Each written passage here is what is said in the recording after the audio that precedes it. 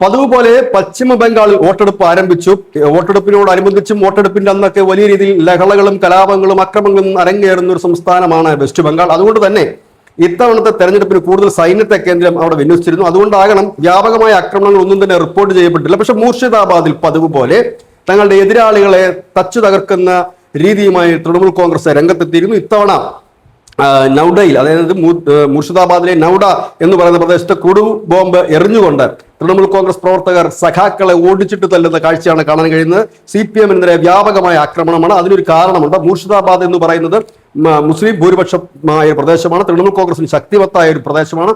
ഈ പ്രദേശത്തെ എല്ലാ കാലവും മമതയ്ക്കൊപ്പം നിന്ന മണ്ഡലങ്ങളാണുള്ളത്. ഇവിടെയൊക്കെ ഇത്തവണ അക്കൗണ്ട് തുറക്കാം എന്നുള്ള ആഗ്രഹത്തിൽ CPM പ്രവർത്തിക്കുന്നുണ്ട്. 2-3 സീറ്റുകളെങ്കിലും ജയിച്ച് കയറാമെന്നാണ് അവരുടെ പ്രതീക്ഷ. അതിനുള്ള പ്രവർത്തനങ്ങളും അവർ നടത്തുന്നുണ്ട്. ഒപ്പം തന്നെ OWൈസിയുടെ പാർട്ടി മത്സരിക്കുന്നു, ഹുമയൂണിന്റെ പാർട്ടി മത്സരിക്കുന്നു. അങ്ങനെ മമതയ്ക്ക് തലവേദനയായിട്ട് അനവധി മത സാമുദായിക പാർട്ടികളും ഒപ്പം തന്നെ CPM-ഉം കോൺഗ്രസും ഒക്കെ മത്സരിക്കുന്നു.